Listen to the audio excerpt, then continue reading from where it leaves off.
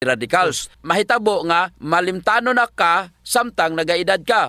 Or bisag dili pa ka malimtanon, sulayi jud ang pag-inom sa D3 Bio. In short, Sir GP, ang D3 Bio nga imong giinom over ordinary nga D3, kaya jud ninitabangan ang may problema sama sa Alzheimer's disease, dementia ug uban pa nga problema sa utok. Kanang mga patol. Kayang-kaya jud na. Ilabi na kung bata pa, sige na siya og inom og D3 Bio. Makorek pa jud na siya. Kung aduna pud kay mga inflammation sa imong utok, sama sa meningitis or bisan unsa pa diha nga klase sa inflammation sa utok, dako jud ang matabang aning D3 Bio. Wa na tay oras, Doc Ramil. Ako si Jean Paul Generoso. O ako na sab si Doc Ramil Oy, maayong panglawas ipadayon. Ayaw og abusohon. D3 Bio. Ako si Jan, usa ka full-time law student. Mas sayon og dali na ako memorya ang ako ang mga tulunan tungod sa D3 Bio. Bye, mao kini ang ako ang sekreto. D3 Bio. Ang D3 nga may visyo. Ang visyo nga may D3. Mapalit sa mga butika. D3 Bio. D3 Bio. Health News. K5 News FM. Championing the lives of the Filipino. Wow! May puso! Oras sa K5 News FM Philippines Standard Time, alas 6 in punto. Live mula sa bulwagang balita ng K5 News FM. K5 News FM. Narito na ang mga nagpapagang mga balitang lokal sa iba't ibang bahagi ng bansa. Balita sa international, palakasan, entertainment at balitang negosyo sa DTX500 Morning Newscast. DTX500 Morning Newscast. At ngayon, narito na ang inyong K5 Newscast team.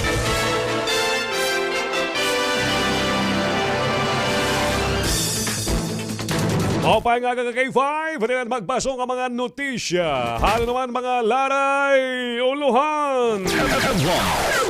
Balita lokal, sementeryo, Norte ng Tacloban. Diri pa daw nagagamitan. Ang pakianayan na hitong mga residente kung nalangan labaini o ginabandonar na. Samtang kontrobersyal nga content ano sa nga teacher hasamar giniimbestigar na ha DepEd. International Confidential Operations diri lakay pamandato han OVP nga sekretary han DepEd so bainihan testigo sa impeachment trial ni VP Sara Duterte. Samtang 500 sa milyones pesos nga leadership fund ginalukar hangatanan nga senador hadtong 2024 ininpahayag ni anay DPWH Secretary Bunuan. Balita halang yaw kalabnasan ka K5 maabot 44 ka tawo patay han malunod ano sa nga ferry boat Lake Kariba Zimbabwe. Business report sukot ta kuryente ha Visayas ngan Mindanao posible magumento sunod nga mga bulan matungod han red ngan yellow alert. Ano naman balitang kakaiba mga K5 biyo hebaruan o sa nga mister ginpugos pakig jerjer ano yan misis. K5 bigin reklamo gadla ini. Ngan hato naman balita entertainment Bianca Umali naghatag ng advice sa publiko may unonghan pagiging forgiving ha mga cheater. Gano'n kusog sangka Junior Gilas Pilipinas makikigsura po ha Asian Basketball Championship nga titigangan yan ang adlaw. DTX500 Morning Newscast. Morning Newscast. Maupay nga aga Pilipinas, maupay nga aga Eastern Visayas. Ini ang DTX500 Morning Newscast. Ilang adlawhan Huwebes, Agosto 13, 2026. Ako'y ka K5 Carol Medino. Ako naman ka K5 Ogsimer Acidre. Live niyong mababatian na K5 News FM Tacloban 103.1. Mababatian, nga makikita kami din manliwad ka pa rin ditong kalibutan. Pinaagihan YouTube channel, TikTok nga Facebook page. I-search mo lang ang K5 News FM Tacloban Digital. Gan detalye hanaton mga balita. Balitang lokal. Alas 6 na, siya naman nga balita lokal. Paghingaya din kanal habot ngahan kalsada Kalipayan Road hasagkahan din Tacloban. Inireklamo ini hakamalangan han pagtrabaho. K5 Roger Tilana, i-K5 mo. Amot na tabo. Makukuha na nga na di pag-inuran niya ni sus. Lubak na di. Iginrereklamohin pira nga mga residente nga mga motorista ang mahinay nga trabaho sa nga paghimuhin kanal habot nga ang karsada hamay Kalipayan Road sagkahan syudad dito na Tacloban. Sumala mga nagrereklamo nga may da mga panahon nga warin nagtratrabaho handa sabi nga proyekto hinungdan ang kalangan hini nga nakakaulang na hapira nga mga residente nga mga umaragi mao nga dalan. Hapag bisitahan K5 News FM halugar nakita na news team nga gubana ang pira nga partihan proyekto nga naobserbaran nga may dana nanlulutaw nga putaw hapira nga porsyon hini. May dagihapon ka parte hini nga nanlulutaw na ang bato nga gintapalan na lain siminto nga makikitan naman nga may da problema hakalidad ang proyekto. King kakabarakan ini nga bangin marusda ka kumpananglitan agian hinmabugat nga sarakyan. Hapag kaya naging papaningkamutan han K5 News ang kabatunan han Tacloban City District Engineering Office o kontakdeyo kasumpay han nasabi nga reklamo. Parang DTX500 Morning Newscast, ini hika K5 Roger Tilana parang kampyon ng mga balita, serbisyo publiko ng kaliawan na syudad ng Tacloban ng bugos nga sinirangan Visayas, K5 News FM.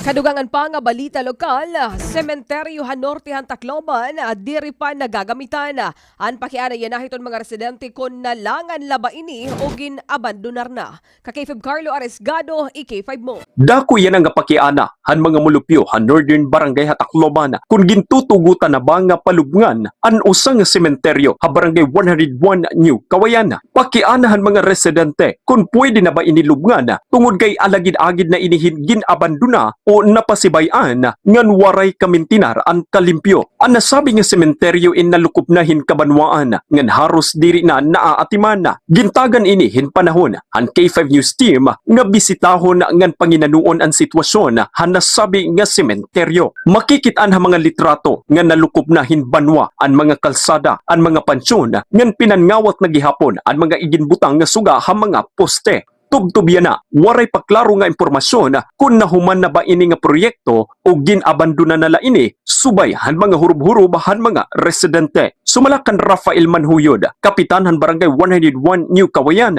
proyekto ini han City Government han Tacloban nga gintikangan ang paghingayad hadtong tuig 2019. Dugang pa ni Manhuyod, nakatalaan ini matapos didahan tuig 2025 pero hastayan na inwaray pa opisyal nga katugutan nga pwede na ini paglubngan. Subay kan Manhuyod, waray hiramay nakarawat nga project profile tikang ha city government agud masayod ang project plan ngan pundo hini nga proyekto. Siring pa ni Kapitan, napakadto nala ang iya mga mulupyo hababat ngun Leyte para igpahimutang an ira mga kapamilya o paryente tungod kay waray na bakante nga lubnganan ha iba nga public cemetery ha syudad. So panawagan ko gyapon itong ko mga ikasibo kapitan hanapon ito nga magkamaya gyapon kami pitan nga paano ito magagamit nga sementeryo. Abri naman iton istasyon ng K5 News FM Tacloban hapagklaro o kabatunan han City Government han Tacloban. Para han DTX500 Morning Newscast, ini ka K5 Carlo Arisgado, parang kampyon ng mga balita serbisyo publiko ngan kaliawan na syudad ng Tacloban ngan bugos nga sinirangan Visayas. K5 News FM. Alas 7 na, Ka-K5 ay iba pang balita ang kontrobersyal nga content ng usang magdurutdo hasamar gin-iimbestigar na yun na handep ed Ka-K5 Jen Pilinio K5 mo. Dayon nga nagdumari ang investigasyon, ang DepEd Summer Division, kauman mag-viral sa social media, ang video ng usang teacher nga igin papadescribe ay mga estudyante, hi PBBM. Subay kan DepEd Summer Division spokesperson na Jerry Osenar, aminado ang teacher hapan hitabo nga nagpadangat na informal nga letter of apology kada Presidente Marcos nga DepEd Secretary Sunny Angara. Outright po nagkaada po hin investigation kung mismo hi Superintendent Club yan, mismo ka school to verify an identity and nalilink na owner hadto na Facebook page. So pagkanto po nila Superintendent Club yan, nanhan iba ang district supervisor, ginamin po ang teacher na hiyatuan owner hadto na Facebook page yan. Nangaro po niya hin apology kay diri daw po niya intention. Ginpahayagan maestro nga comical content laan panuyuan ng video nga ginbuhat kuno nira hasunod han libre nga oras. Utro nga gintagan hindoon ng DepEd nga mahugot nga igindidiri ang paghimuhin anuman nga content hasakuban klase ha oras ng trabaho labi na kung may partisipasyon ang mga estudyante. Hapag kaya naginuhulat pa ang opisyal nga desisyon ng DepEd Central Office kung ano nga disciplinary action ang pwede igsirot hanasabi nga magturot do. Para ang DTX500 Morning Newscast, ini ika-K5 Jean Pilinyo parahan kampyon nga balita serbisyo publiko ngan kaliawan ng syudad ng Tacloban nga nabugos ka sinirangan Visayas. K5 News FM. Samtang kadugangan pa nga balita lokal, nalaom ang Department of Education Eastern Visayas nga makag-hirehin 436 nga mga bagong nga school counselor associates. Yan nga tuig, agod pa upayo ng serbisyo ha mental health ha mga pampublikong eskwelahan. Sumalakan DepEd 8 Regional Information Officer Jasmine Calzita, dako ang bulig hini nga mga counselor como mga frontliner hapagtagad habang issues sugad han depresyon, bullying, ngan problema ha pamilyahan mga estudyante. Ginpahayag gihapon niya nga bisan kung may ada na hira 38 nga counselors hapag kaya na para ha sobraon na milyon nga mga estudyante. Dako lagi hapon ang kakulangan gawas pahan mga bag-ong nga posisyon. Iginimplementar ini nga hiring subay han Republic Act 12080 o ang Basic Education Mental Health and Wellbeing Promotion Act nga nagmamando hapagtukod hin mga care centers sa kada eskwelahan. Naparigon pa ini nga panuyuhan ahensya katapos sa naitabong nga panmusil ha San Jose National High School ha Tacloban City hadton naglabay nga Hunyo 22. Alas 10 na, KA-K5, dugang pang balita, ang munisipyo hantunga Leyte, gagamiton ang maabot naman 25 milyones pesos nga pondo tigang national government para han mas talwas nga mga kalsada. KA-K5 Kim Soriano, i-K5 mo! Ginlalauman han munisipalidad han tunga ha probinsyahan Leyte nga mapaparig-on han 25 million pesos nga alokasyon tikang han national government ang katalwasan han 8 nga mga barangay didto. Gagamiton han gobyerno lokal han mao nga bungto anay ginalotagar ha ira nga local government support fund para ha mga proyekto nga makakabulig ha ira mga barangay. Usa ha ira prioridad nga proyekto ang pagtindog hin 386 nga solar powered streetlights ha 8 nga barangay. Sumalakan Municipal Planning and Development Coordinator Engineer Marlon Arintoc na kantidad hin 25 million pesos ang mao nga proyekto. Samtang umabot naman ha 8,300 nga napulo ka kilo nga bugas an ira na ipandistribuer ha maabot 2,000 nga mga panimalaya. Nag-alutagar gihapon ang LGU tunga hin 3.2 million pesos para ha ira nutrition programs. Para DTX500 Morning Newscast ako KA-K5 Kim Soriano para kampiyon nga balita serbisyo publiko ngan kaliawan na syudad ng Tacloban ngan bugos nga sinirangan Visayas. K5 News FM. Tapusan nga balita lokal. Pamulitika ang motibo hanigin sa lawad nga kaso kontra haakon. Amoy ni anigin dig-on ni Mayor Bernie Tacoy han matag Leyte kumo reaksyon han reklamo ha ombudsman kontra iya ngan 13 pa nga iba. Iginreklamo hitakoy perang opisyalis san bungto nga na matag og PNP haligasyon nga diri otorisado ang pagpabulang durante han fiestahan bungto hadton Hunyo. An alkalde ang nagrason nga ang LGU ang nakakuha kinahanglan nga mga permits ngan clearances. Sining panitakoy, ini nga reklamo in harassment nga na politically motivated, labi na ang nagsampahini amon mga individual nga naperdihan nag-agi nga mga eleksyon. Ini nga mga tagreklamo ginsusuportaran gihapon hin usa nga politiko sumalapakan takoy pero waray niya pagngarani ang mga individual og an politiko. Igindugang paniya nga ang reklamo diri makakaapektuhan iya pagserbi ha mga bungtuhanon. Laki pan mga ginkasuhan amoy ravay sa Mayor Romeo Albarida, mga miyembrohan sangguniang bayan, licensing officer Jose Jasper Idoliantes, ngan anay Chief of Police ang bungto Major J. Hamora. Ginaligarhan tagreklamo nga kulang hin dokumento tikang hamatag og PNP an nasabi nga buromblang ngan dito ini paghimua diri otorisado nga lugar.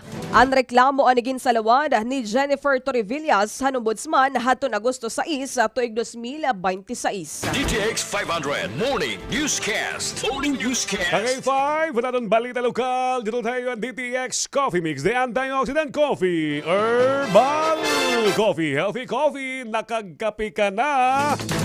na-detox ka pa. DTX500 Morning Newscast. Morning Newscast. Alas 6:13, kanina naman natin mga balita regional. Unahon natin K5 News FM Dumaguete.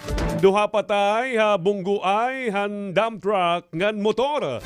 K5 Rafa Olivero, K5 mo. Dalawa ang nasawi matapos bumangga ang kanilang motorsiklo sa isang dump truck alas 8:25 ng umaga kahapon, Agosto 12, sa National Highway, Barangay Hilukon, San Jose, Negros Oriental. Ang mga nasawi ay ang driver ng motorsiklo na si John Lawrence Ramirez, 25 anyos, residente ng Tanay City, kasama ang kanyang back rider. Habang kinilala rin ang driver ng truck na si John Marcariday, 26 anyos, ng Barangay ng Sulan, Bais City. Ayon na sa investigasyon ng pulisya, naganap ang banggaan nang sinubukan ng Yamaha NMAX motorcycle na mag-overtake sa isang sasakyan, ngunit tumuwid ito sa kabilang lane at bumangga sa Hobo dump truck. Dinala ng LDRRMO ang mga biktima sa pinakamalapit na ospital, ngunit lang patay na ng doktor. Kusa namang sumuko ang driver ng dump truck sa San Jose Municipal Police Station habang nilayin ang mga sasakyan sa istasyon para sa wastong disposisyon.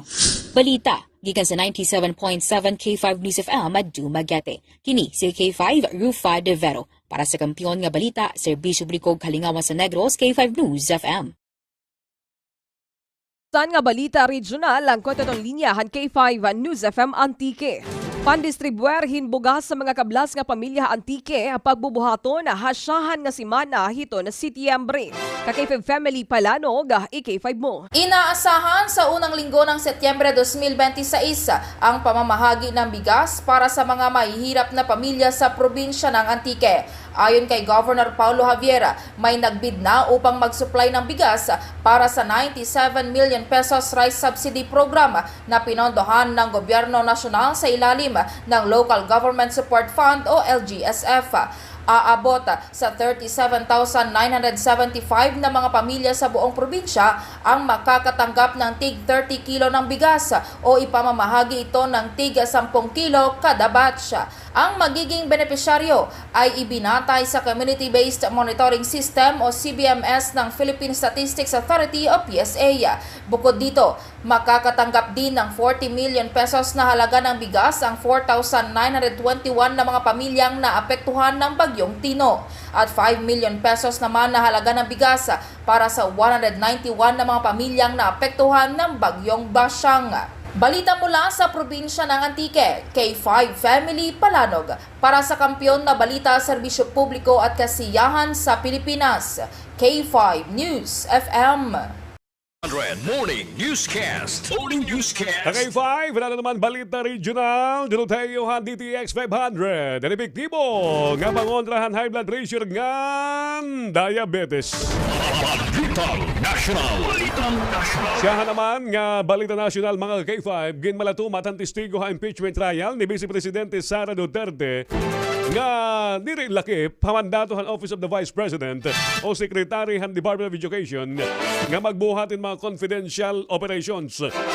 Otro nga tumistigo sa ika-15 kadlaw amaw nga impeachment trial Hiksailin Del Ocampo ang Commission on Audit, the Intelligence and Confidential Funds Audit Office kakulop han Merkules. Ginpakianan ni Private Prosecution Attorney Lorna Capunan durante han direct examination niya kan Del Ocampo kon laki ba mandato han OVP ngan hadeped ang confidential nga mga operasyon. Bato ng testigo nga diri lakip hamandato han OVP ngan DepEd Secretary iton mao nga operasyon. Subay kay 5 ang website ng OVP, ang opisina nira ay nagbubuhat in executive, ceremonial, and social service functions.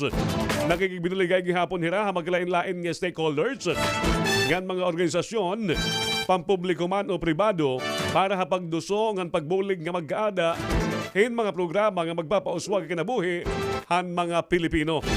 Samtang kay 5 nakafocus naman ang Secretary ng DepEd basic, elementary and secondary education. Sugad man ang imbuhat nga tree planting, mga Christmas party, nga di ba pa nga social services, hindi pwede punduhan gamit ang confidential fund. Iniinsubay ang Joint Circular 2015-01. Dilang Disyembre 13, kada 18, han tuig 2022, ginbutang ka kay 5, han OVP, han liquidation, anira confidential fund expenses and tree planting, mga Christmas party, pagdistribute in wheelchair ngan iba pa. Pero naman, ang maging tutugutan nga aktibidad, naging pupunduhan ng confidential funds, amo ang pagpalit hin kinahanglan nga impormasyon para paghimo ngan pag-implementar hin mga programa nga may kilabutan na seguridad ngan kamurayawan nasod sugad man ang pagpagawas o paglikay iton mga illegal nga aktibidad nga may dira naman nga kadelikaduhan.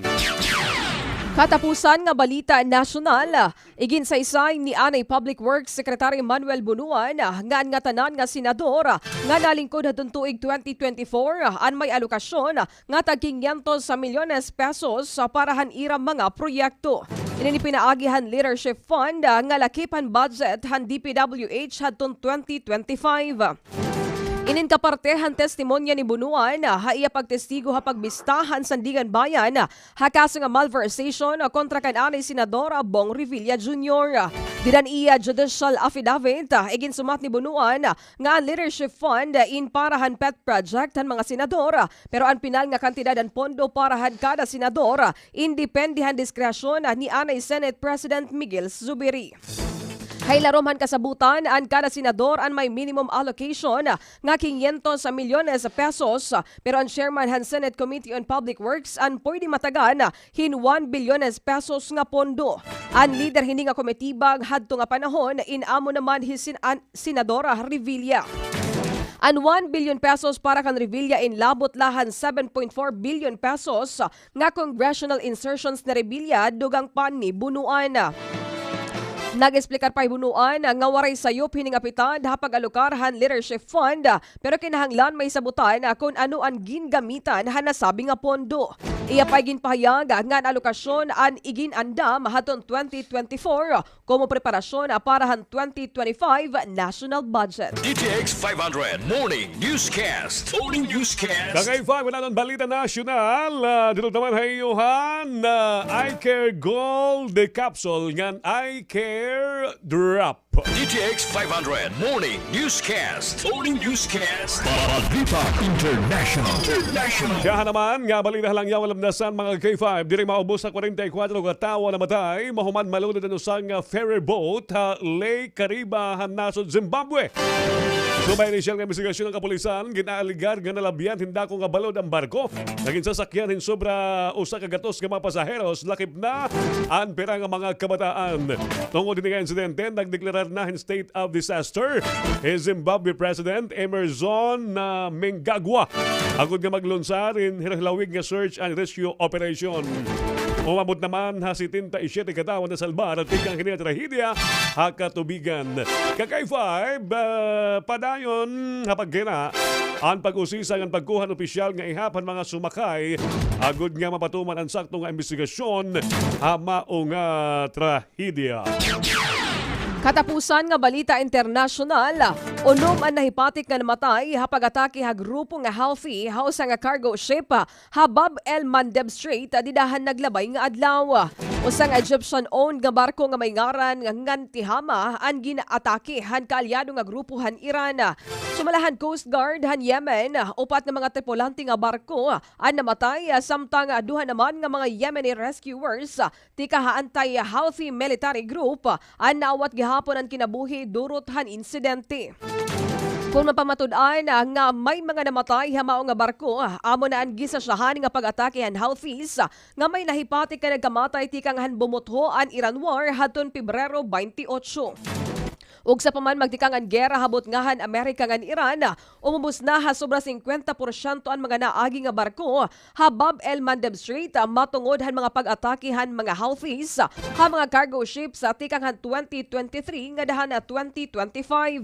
Didahan na kalabay nga semana kasagaran na 32 ang ihapan mga naagi nga barko ha mao nga kadagatan mas hamobo ini kontra han average nga 50 nga mga barko nga naagi didto og sapa an blockade. DTX500 Morning Newscast. Morning Newscast. KA-K5 na naman balita international. Dito tayo han Klinika Dither Bio the Superfood Supplement.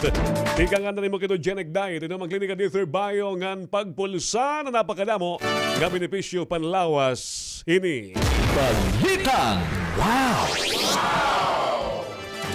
Alas 6:23 na, ano naman balitang wow. KA-K5, alagid-agid gadla, nahimamarot nga ayam. An usa nga mister didto ha Cebu. Mahuman niya, KA-K5, puguson nga makipag jer-jer niya misis sa tubangan mismo nila mga amyaw. Hindi na mister. Tungod handuro nga kaalo nga kaawod. Reklamo ni alias Lia. Inigaya mister nga alias Ryan. Hindi mga nga. 54 anyos o sa nga construction worker nga residente in sitio Motra. Dito na barangay Tisa, Hasyudadhan, Cebu. Natabo ka kay Fabi nga insidente, bandalas 9 gabi, samtang nakaturog inihi Lia, haira balay. So, ba istorya ni Mrs. Tigdalahiya nga nakamatahan magsampit niya bana para torjak. Pero ginbaribaran niya tungod han kakapoy nga anduro liwat niya kapirawan. Tungod ka kay 5 nga nahimamarot god ini nga iya mister. Ginlanat-lanat niya ini nga iya Mrs. Ngan ginmamalahubo ang sulot ini nga pajama.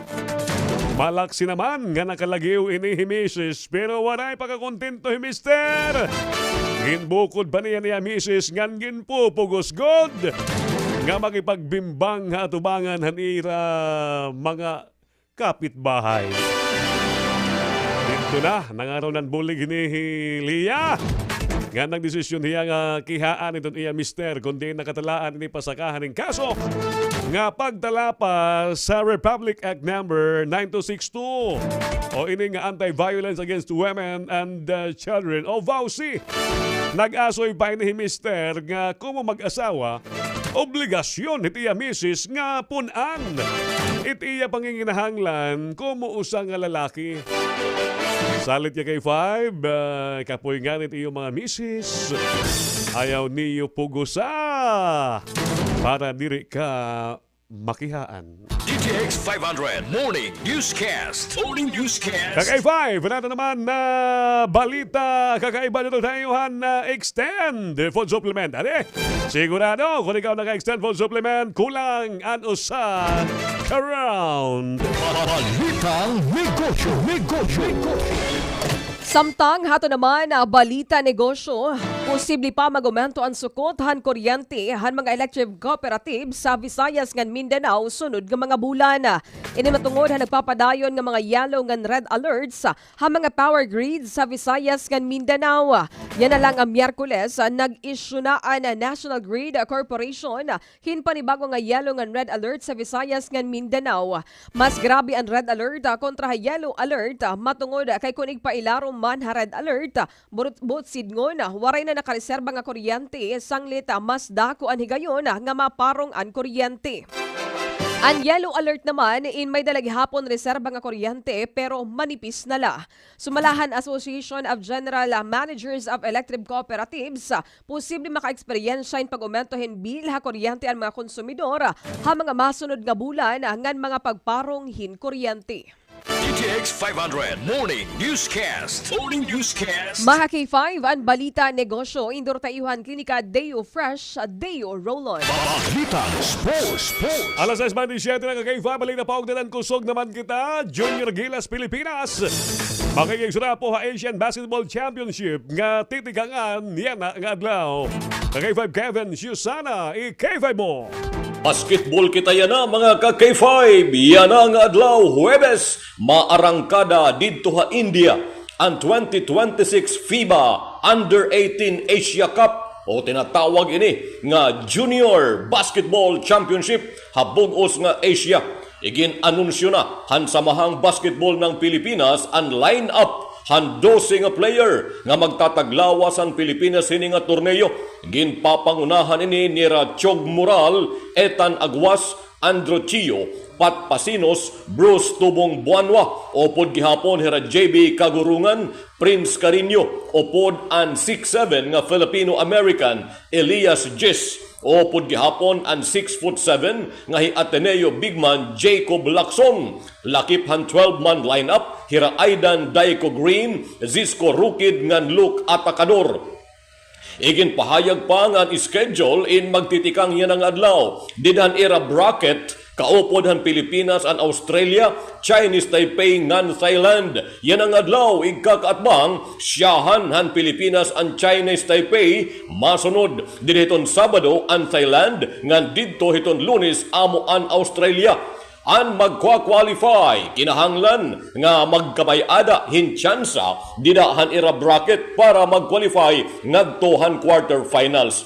Ang top 4, botsidngon, ang magiging semi-finalist dida hininga torneo in makakaapi han 2027 FIBA World Cup Junior Championship nga pagbubuhaton didto ha Czech Republic. Samtang ang veterano nga Mr. Triple-Double ha NBA, Russell Westbrook, amoy nagretiro na didahan liga. Igin anunsyo ni Westbrook kagabi nga katapos hin 18 anyos kapag minulay ha NBA, hiya in magre-retiro na. Hi Westbrook amo nangunguna han paghimuhin triple-double ha NBA. Ipinaagihin 209 triple-double ngan hiya gihapon ang naging MVP han liga hadtong 2017. Sports update durot han Mighty C, di Alkaline Vitamin C. Ini ka KA-K5 Kevin Siosana parang kampyon nga balita, serbisyo publiko ngan kaliawan, hasyudad ng Tacloban ngan bugos kasinrangan Visayas, KA-5 News FM. Balitang